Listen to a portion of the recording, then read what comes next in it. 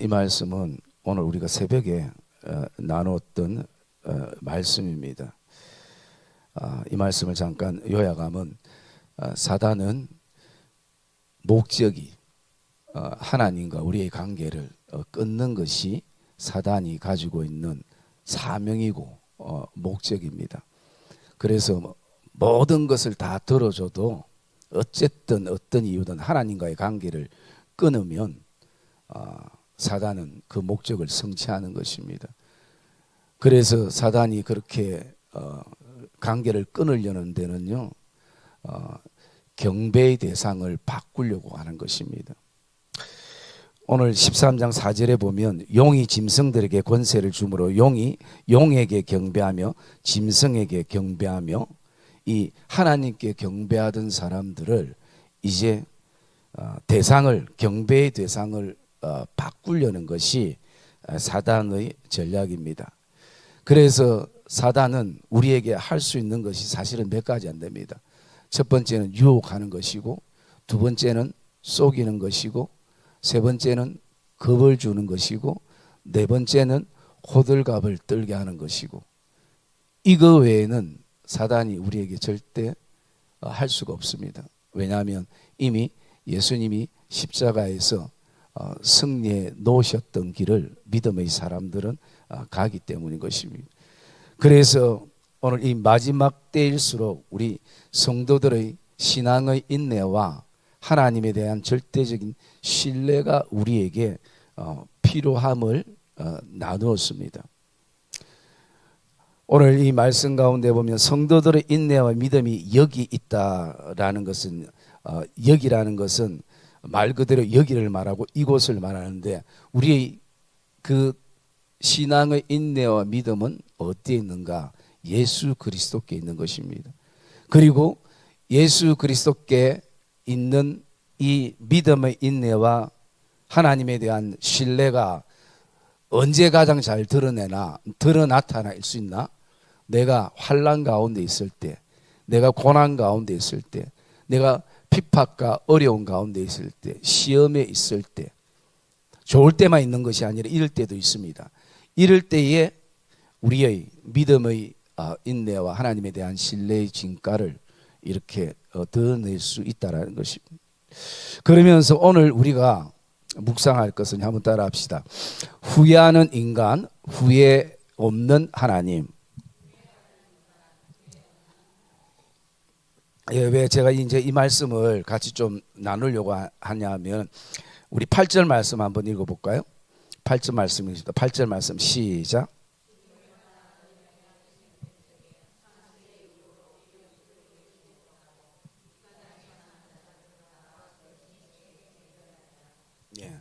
여러분,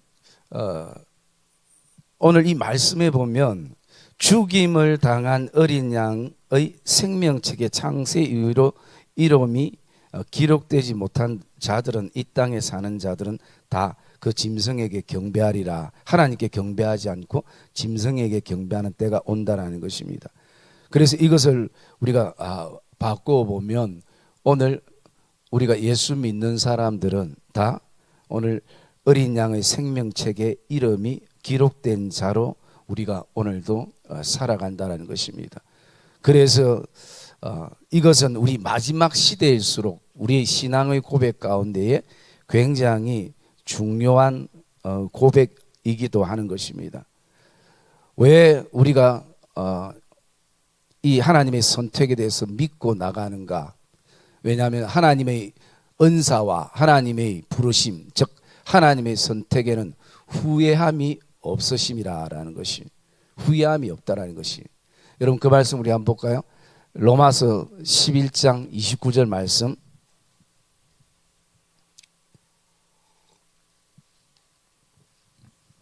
로마서 11장 29절 말씀입니다. 같이 읽읍시다. 시작. 네, 하나님의 은사와 부르심, 즉 하나님의 선택에는 후회하심이 없다라는 것이. 여러분, 우리 사람들은 사실은 늘 후회 속에 살잖아요, 그죠?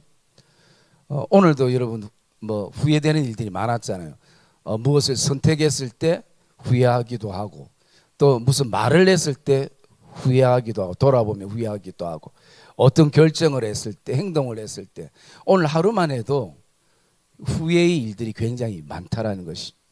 그런데 하나님은 오늘도 우리 부르심에 대해서 절대 후회가 없는 분. 우리가 조금 전에 고백했던 것처럼 하나님은 실수하지 않으시는 하나님인 것을 우리가 믿고 나간다는 것입니다. 그러면 오늘 우리가 이 하나님의 선택에 대해서 좀 이 말씀을 같이 좀 나누려고 합니다.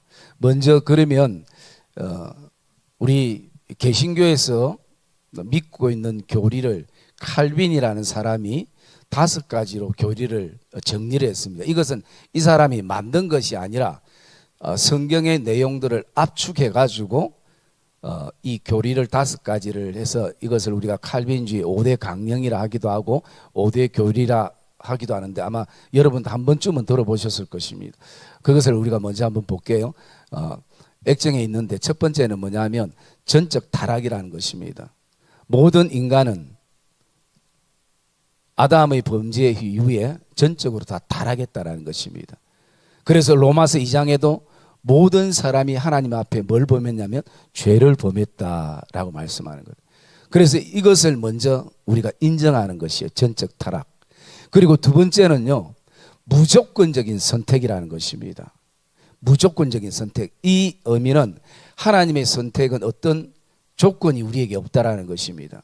여러분 예를 들어 가지고 하나님께서 우리 구원하는 백성들에게 어떤 행위적인 조건을 걸었다. 예를 들어서 뭐 아파트 100평 이상 가진 사람들, 아니면 자가용 한 20대 가진 사람들, 뭐 이거 갈 사람들 아무도 없어요. 응? 그죠? 뭐 한 달에 헌금 한 1억씩 하는 사람들. 여러분 만약에 이런 어떤 조건들, 여러분 회사는 1억세에는 항상 조건이 있습니다. 내가 뭘 전공했는지, 또 학력이 어찌 되는지, 또 경력은 어찌 되는지. 왜? 그 사람은 잘 모르니까 그것을 일단 기본 바탕으로 보는 것이에요. 그런데 하나님의 조건은요, 무조건적인 선택이라는 것입니다.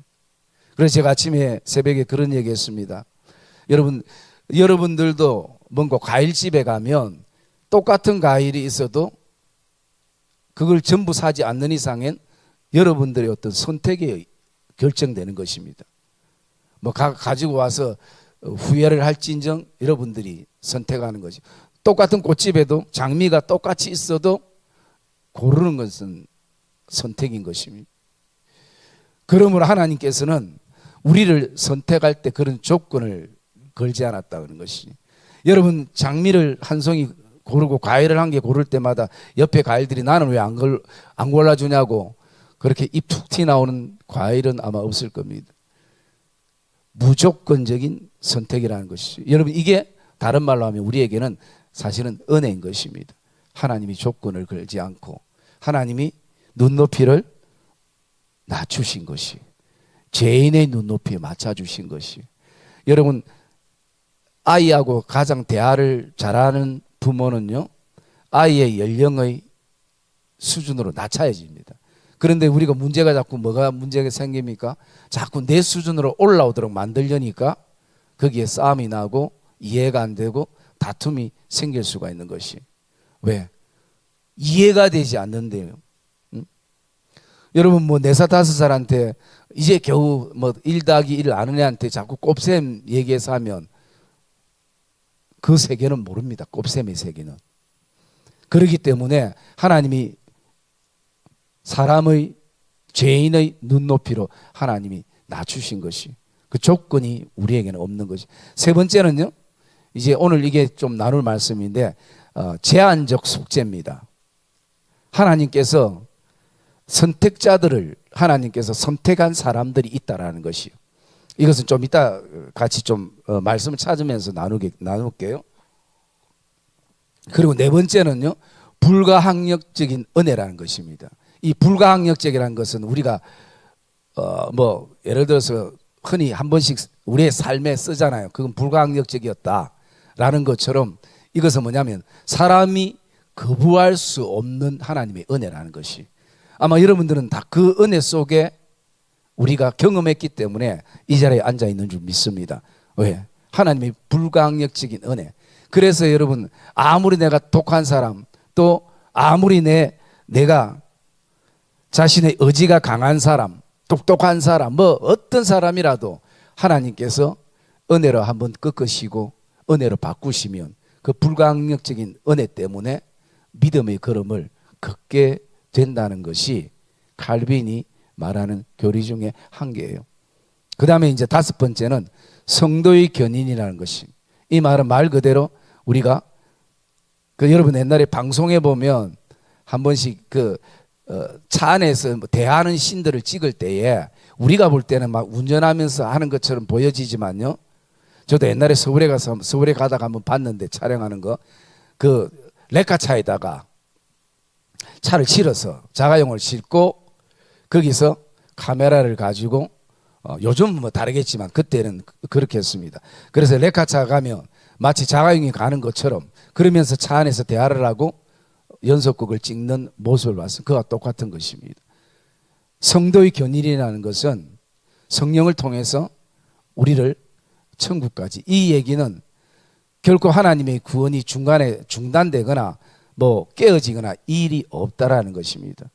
그래서 하나님은 하나님의 백성들을 끝까지 견인해 가신다라는 것을 말씀하고 있는 것이, 그래서 이것은 칼빈이 만든 것이 아니라 성경의 내용들을 압축해서 이 다섯 가지 교리를 만들었던 내용이기도 하는 것입니다. 물론 알미니안주의들은 또 이거와 조금 다르게 해석을 합니다만, 우리는 이 칼빈주의를 정통 교리로 또 따르고 있는 가운데에 있게 되어지는 것이, 그래서 성경에 보면 대부분의 내용들이 사실은 저 다섯 가지 안에 다 들어가 있습니다.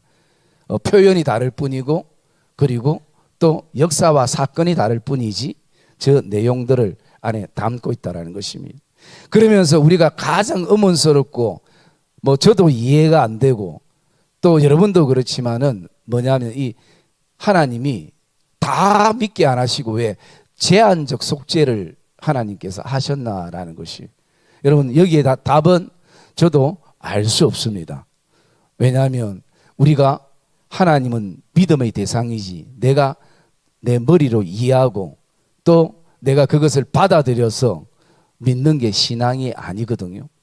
그렇기 때문에 하나님께서 왜 그렇게 하셨는지는 모르지만, 그러나 성경에는 분명 그런 어떤 근거들이 있게 되어지는 것이, 우리가 먼저 그 근거를 보면 요한복음 17장 말씀 우리 한번 봅시다.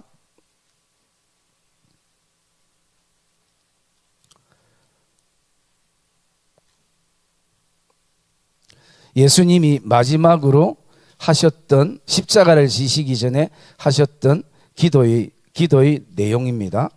그 가운데 말씀해 보면,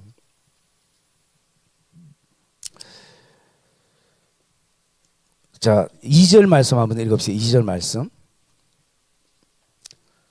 2절 말씀 시작.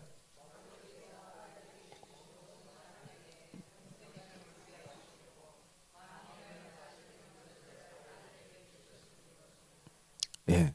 아버지께서 아들에게 주신 모든 사람에게 영생을 주시려고 아들에게 주신 모든 사람이라고 표현을 하고 있습니다. 그리고 또 6절의 말씀에 보면 세상 중에서 내게 주신 사람들이 있다라는 것이에요. 내게 주신 사람들. 그러기에 우리는 알 수 없지만 반드시 하나님이 인치신 택한 자들이 반드시 있다라는 것이, 그래서 참 우리도 지금 요한계시록을 묵상하지만 요한계시록에 보면 특별히 하나님의 인치신 14만 4천, 그 14만 4천이 사실은 숫자적인 상징임에도 불구하고 이단들은 그것을 그냥 문자 그대로 해석하는 이단들이 굉장히 많습니다. 여호와 정인부터 해서 통일교부터 해가지고 또 옛날에 그 전도관 박태선부터 시작해서 전부 그 다 이 한 뿌리에서 갈라져 나왔던 요소거든요. 지금 신천지도 마찬가지예요. 신천지도 처음부터 만든 게 아니고 제가 알기로는 1984년도인가 그 전에는 그 이만희 씨도 박태선 장로 그 부류에 있었고, 그러다가 거기에서 나온 유재열이라는 그 인물과 같이 있다가 마음이 안 맞아서 나간 것이 이제 신천지예요. 여러분도 알다시피 그 유재열이라는 사람은 그 가수 싸이의 장인어른으로 제가 알고 있는데 그렇게 갈라져 나간 것이에요. 그런데 거기에도 파가 5파가 사실은 있어요. 그 장막교회에도 그냥 신천지 하나만 있는 게 아니라. 그런데 다른 데는 영향력을 못 끼치고 어디가 커졌냐면 바로 이만희가 하는 그 신천지가 커진 거예요. 거기 신천지가 커질 수 있는 가장 배경은 1990년도에 그 일반 성도들을 통해서 무료 신학이라는, 그래서 공짜로 신학을 가르쳐 주겠다는 것이 굉장히 어필이 많이 됐습니다. 왜냐하면 사람들이 설교로 만족이 안 되고 막 절박하고 간절하니까 그런데라도 무료로, 그래서 무료로 신학을 가르쳐 준다니까 혹해서 간 사람들이 굉장히 많고, 그때도 젊은 사람들도 많이 갔었고요.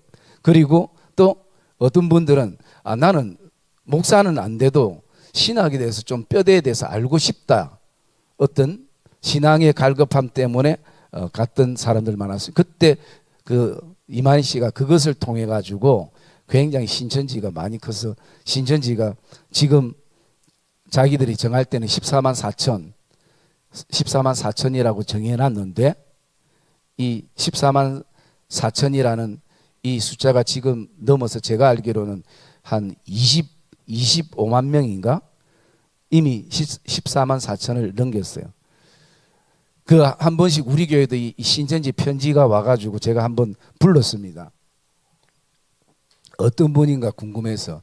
그래서 제가 만나가지고 그 하단에 있는 뭐 야고보인지 뭐 베드로인지 뭐 그 파에서 지금 13년간 그 여전사로 일을 한 사람이더라고요.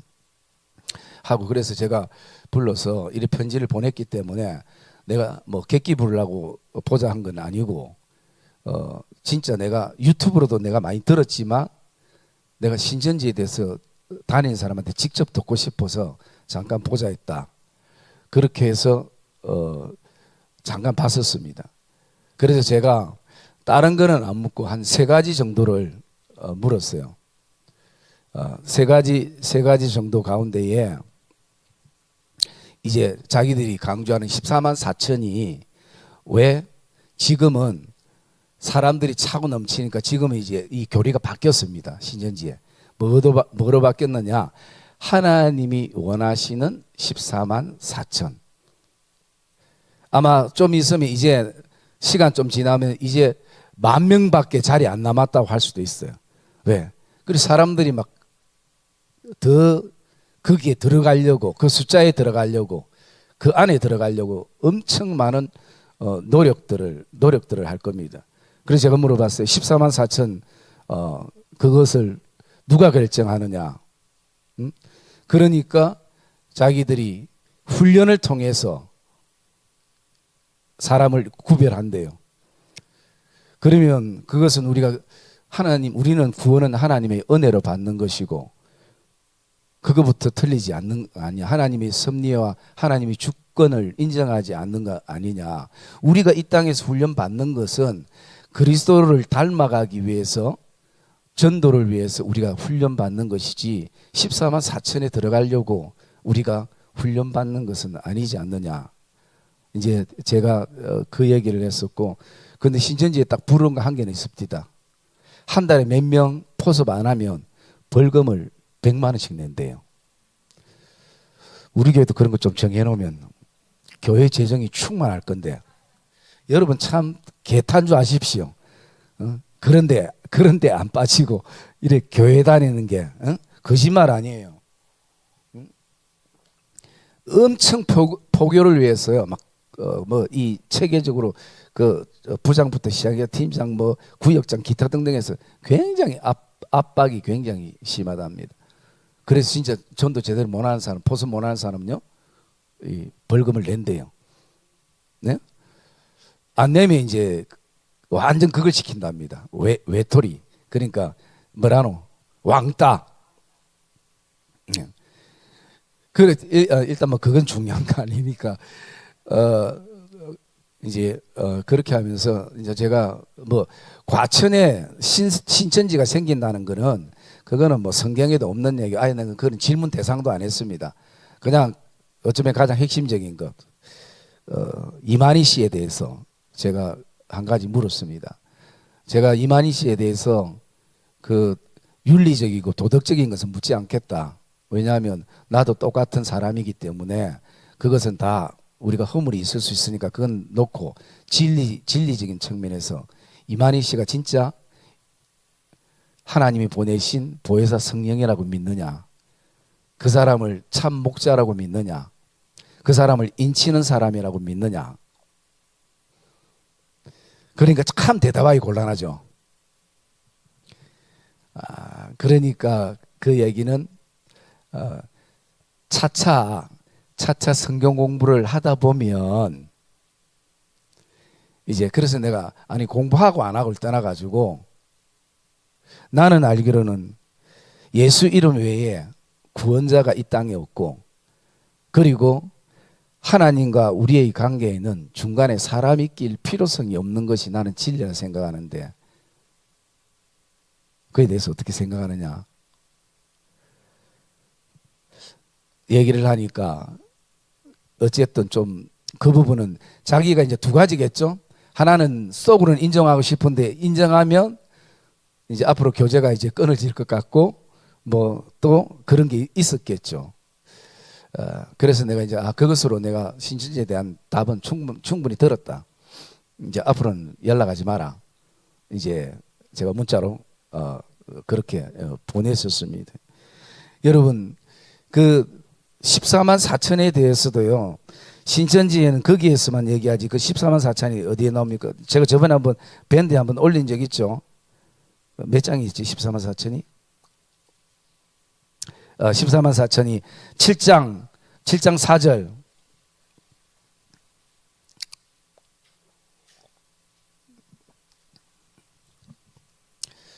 (7장 4절) 말씀 읽읍시다. 요한계시록 7장 4절 시작.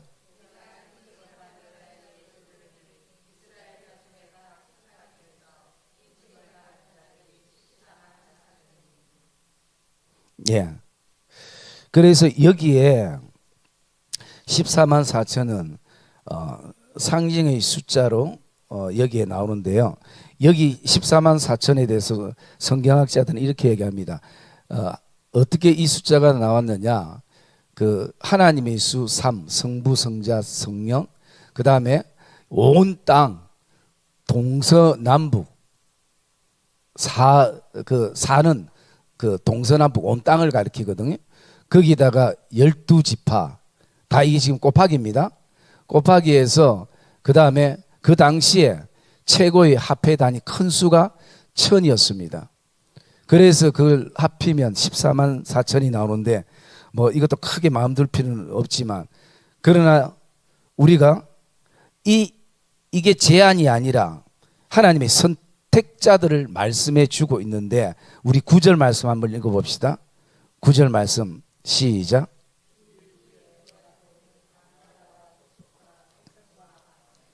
아무도 능히 셀 수 없는 큰 무리가 나와 흰옷을 입고 손에 정려가지를 들고 보좌 앞과 어린 양 앞에 서서 큰 소리로 외쳐 이르되 구원하심이 보좌에 앉으신 우리 하나님과 어린 양에게 있도다. 아멘. 여러분 오늘 하나님 앞에 나온 아무도 능히 셀 수 없는 큰 무리 숫자를 카운트할 수가 없는 것이 그런데 신천지는 이것에 대해서는 그냥 이건 일반적인 무리를 말한다라고 얘기하는 거죠. 그래서 제가 일반적인 무리든 아니면 선택된 무리든 하나님 앞에 보좌 앞에 앉은 자들은 구원받은 백성이 아니냐. 이제 뭐 그렇게 얘기를 했었습니다. 그래서 여러분 분명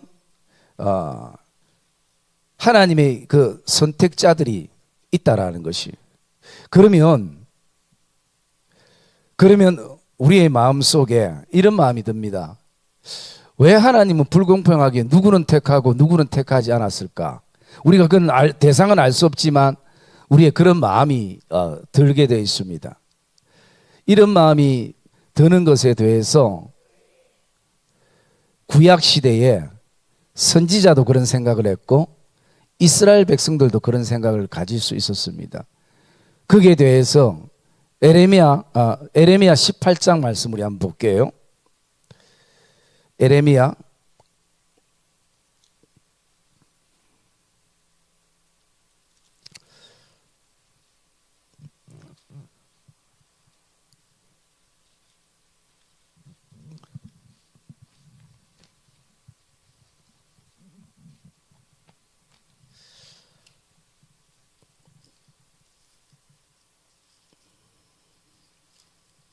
18장 1절부터 우리 4절까지 한번 읽읍시다. 여호와께로부터 에레미야에게 임한 말씀에 이르시되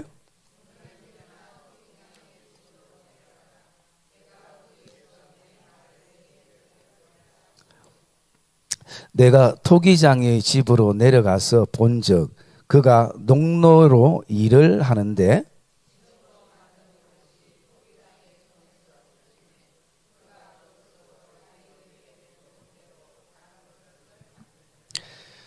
예, 여러분 이것이 우리가 흔히 얘기하는 토기장의 비유라고 얘기하는데요. 오늘 에레미야와 이스라엘 백성들을 향해서 하나님이 말씀하시는 것은 뭐냐면 그 친히 토기장의 집으로 가서 그것을 보니까 토기장이가 손에 만들다가 그릇이 터지면 그것을 다시 진흙으로 섞어서 다른 그릇을 만들기도 한다라는 것입니다. 그러면서 5절에 보면 그때 여호와의 말씀이 내게 임하여 이르시되 여호와의 말씀이 이스라엘 족속이 이 토기장이가 하는 것 같이 내가 능히 너희에게 행하지 못하겠느냐. 이스라엘 족속아 진흙이 토기장의 손에 있음 같이 너희가 내 손에 있느니라 라고 말씀하는 것이, 그래서 토기장이는 토기의 주인인 것처럼 오늘 이스라엘 백성들의 주인은 하나님이시고 하나님의 손에 이스라엘 백성들이 달려있다라는 것이, 그러면 그 얘기는 어떤 의미냐. 너희는 감사하라는 것입니다. 이게 은혜라는 것이에요. 너같이 목이 굳은 백성들을 내가 버리면 벌써 버려도 한참 버렸을 것이고 다른 나라를 세우실 것이고, 그럼에도 불구하고 내가 너희들을 아직 내 손에서 놓지 않고 너희들을 붙잡고 있는 이 자체가 너희에게는 은혜라는 것입니다. 그것을 에레미야에게 지금 보여주고 있는 것이에요. 진흙이 토기장의 손에 있음 같이 너희가 내 손에 있느니라 라고 말씀하는 것이, 여러분 그래서 우리도 이 제한 속죄에 대해서 우리가 이해가 안 돼도 우리가 할 것은 뭐냐면요, 하나님 앞에 우리는 감사하는 것입니다. 왜? 내가 오늘도 그 은혜를 누리고 있기 때문에 우리가 감사할 수 있는 것이, 여러분 이것이 구약에만 이런 어떤 궁금증이나 오늘 이 시대에만 궁금증이 있는 것이 아니라 신약 시대에도 동일하게 이런 궁금증이 있었던 것입니다. 그것은 우리가 그 로마서 말씀에 나오죠. 로마서 말씀 한번 봅시다. 로마서 9장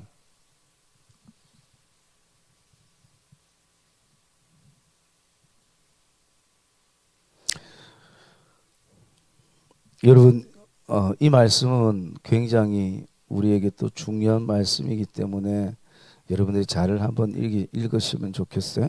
자, 9장 17절부터 우리가 읽겠습니다. 17절부터 24절까지 성경이 바로에게 이르시되 내가 이 일을 위하여 너를 세웠으니 곧 너로 말미암아 내 능력을 보이고 내 이름이 온 땅에 전파되게 하려 함이라 하셨느니라.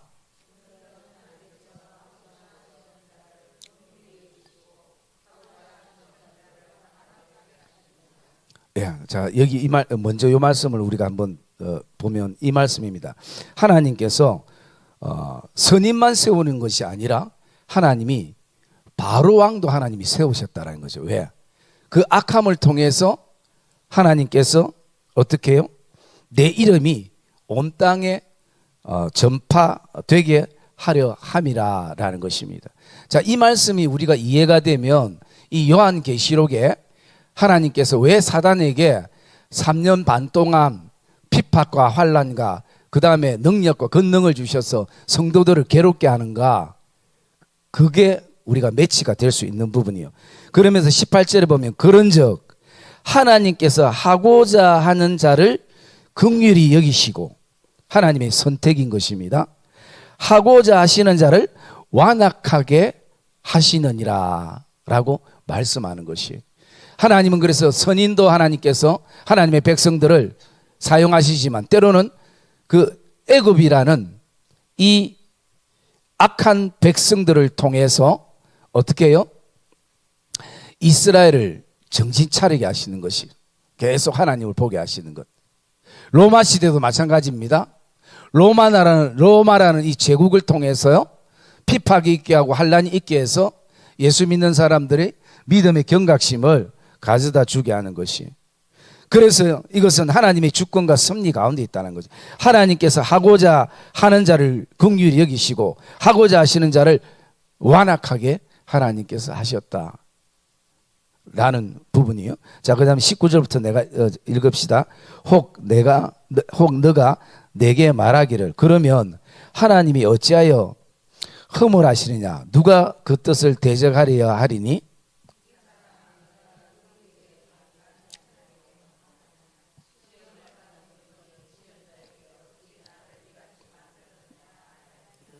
예. 하나님이 뭐라고 말씀합니까? 지음을 받은 물건이 지은 자에게 어찌 나를 이같이 만들었느냐, 불공평하다, 기타 등등 모든 것을 말할 수가 없다라는 것이. 그러면서 똑같이 토기장이 비유를 하죠. 21절에 보면 토기장이가 진흙 한 덩이로 하나는 귀 쓸 그릇, 하나는 천이 쓸 그릇을 만들 권한이 있다라는 것이죠. 토기장에게는. 그래서 여기에 보면 중요한 것이요, 귀 쓸 그릇, 하나는 천이 쓸 그릇. 쓰이기는 쓰이지만 쓰임이 다른 모습을 보죠. 그 다음에 22절에서 23절이 굉장히 중요한 말씀입니다. 제가 22절을 읽을게요. 만일 하나님이 그의 진노를 보이시고 그의 능력을 알게 하고자 하사 멸하기로 준비된 진노의 그릇을 오래 참음으로 관용하시고,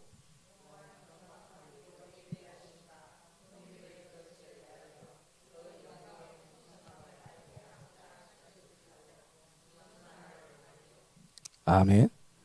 여러분, 여기에 중요한 게 뭐겠습니까? 눈에 확 들어오는 게 없어요? 알 사람이 없도다. 에? 무슨 말을 하리까? 밑에 무슨 말을 하리요?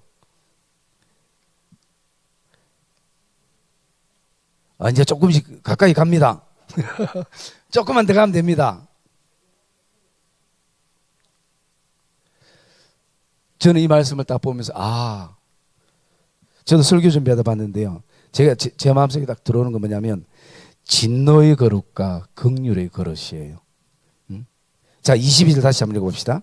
만일 하나님이 그의 진노를 보이시고 그의 능력을 알게 하고자 하사 멸하기로 준비된 진노의 그릇을 오래 참음으로 관용하시고, 하나님께서 진노를 보이기 위해서 진노의 그릇이 있다라는 것이죠. 또 23절 또한 반대죠. 영광 받기로 예비하신 바 긍휼의 그릇에 대하여 그 영광의 풍성함을 알게 하고자 하셨을지라도 우리가 무슨 말을 하리요. 위의 말과 이 토기의 비유와 동일한 말씀인데 이것은 뭡니까? 하나님께서 진노의 그릇도 하나님께서 긍휼의 그릇도 하나님이 만드셨다는 것이. 여러분 얼마나 이게 우리에게 은혜고 감동입니까? 영광 받기로 예비하신 바 긍휼의 은혜. 그래서 나중에 바울이 얘기할 때에 이 그릇이 바로 24절 읽어봅시다. 24절 시작. 이 그릇은 우리니 곧 유대인 중에서 뿐만 아니라 이방인 중에서도 부르신 자니라. 아멘. 예. 그래서 이 그릇이 우리라는 것이 하나님께서 우리에게 영광을 받으시기 위해 예배해 놓으신 어떤 그릇요? 어떤 그릇요? 예. 긍휼의 그릇이 바로 우리라는 것이에요. 그래서 여러분 우리는 오늘도 하나님의 진노의 그릇이 아니라 하나님의 긍휼의 그릇인 것을 우리가 하나님 앞에 우리는 감사하며 나가는 것입니다. 그러면 이제 우리의 삶 가운데 있어서 우리가 전도하는 목적도 어떤 목적입니까? 누가 하나님의 선택자인지 아닌지 알 수 없기 때문에 우리는 오늘도 전도라는 것을 통해서 하나님의 구원받은 백성을 만나게 되고 보게 되고 또 믿음의 걸음들을 걷게 되어지는 삶인 것을 우리는 알게 되어지는 것입니다. 그러므로 오늘도 저와 여러분의 삶 안에 우리가 때로는 환난과 또 시험과 또 풍파와 어려움과 고통의 시간들이 우리에게 있다 할지라도 이미 우리의 결론은 그리스도의 승리를 통해서 우리 안에 지금 과정이 좀 힘들고 어렵지만 이미 결과는 우리가 다 보고 있는 상황이잖아요. 그죠? 그 결과를 이미 우리가 보고 있는 믿음의 여정을 우리는 걷고 있다는 것을 저와 여러분이 이것을 믿으시기를 주님의 이름으로 축복합니다. 이것은 우리에게 믿음의 여정 안에 굉장히 중요한 것입니다. 왜? 이미 하나님께서 어린 양의 생명책에 우리의 이름을 기록해 놓으시고 우리를 긍휼의 그릇으로 하나님이 만드셨기 때문인 것입니다. 이것은 하나님의 주권은 그 누구도 손댈 수 없는 것이. 그러니까 지금 마귀는 시간이 없으니까 이 3년 6개월의 시간이 짧으니까 끊임없이 어쩌면 발악을 하면서 지금 달려드는 것이요. 왜 그렇게 달려드는 것이냐? 시간이 없다라는 것이. 여러분 우리가 요한계시록 넘어가서 12장 12절 말씀 한번 읽읍시다.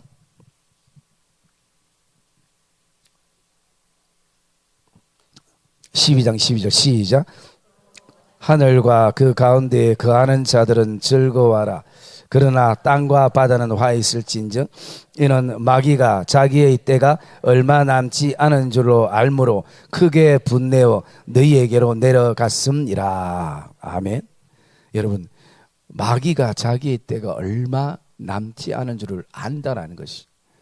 그러니까 더 하나님과의 관계를 끊기 위해서 오늘도 사단은 그런 노력을 하고 그런 사단의 역사를 일으키고 있는 것입니다. 오늘 그래서 우리가 어제 새벽에 묵상했냐? 사단은 끊임없이 짐승이 과장을 하고 또 하나님을 향해 비방하고 그 이름을 믿는 자들을 비방하고 하늘에 사는 자들까지 비방하며 사단은 이 교회를 깨뜨리고 이 관계를 깨뜨리기 위해서 나아가는 것이. 그러나 오늘도 하나님의 보호하심과 하나님의 지키심과 하나님의 그 주권 속에 하나님의 울타리 속에 저와 여러분이 놓여 있는 것을 기억하기를 주의 이름으로 축복합니다. 여러분 이 요한계시록을 묵상하다 보면 우리가 지금도 이제 앞으로 일어날 일곱 그릇에 대해서 예언을 묵상할 것인데요. 지금까지 우리가 뭐 어떤 거 묵상했습니까? 일곱 인을 떼는 거 묵상했죠.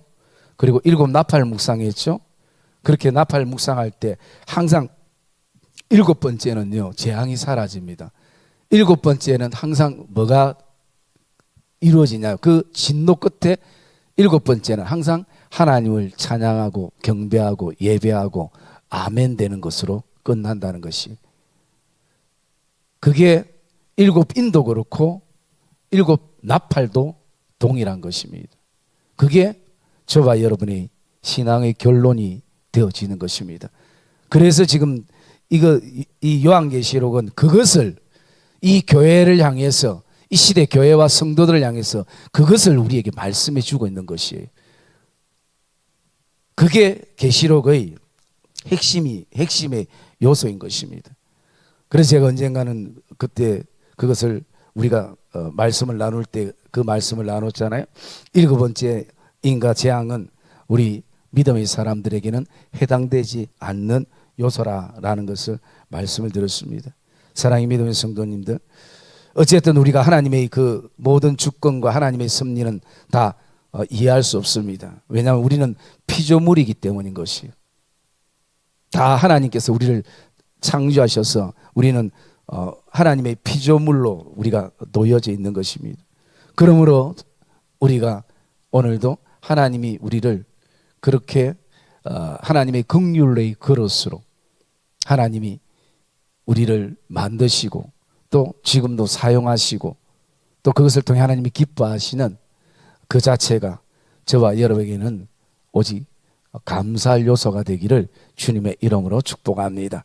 그리고 오늘도 저와 여러분의 삶에 일어나는 모든 이 삶의 풍파들도 하나님이 분명 견딜 수 있는 힘과 이길 수 있는 힘과 버틸 수 있는 힘들을 하나님이 우리에게 공급해 주신다는 것입니다.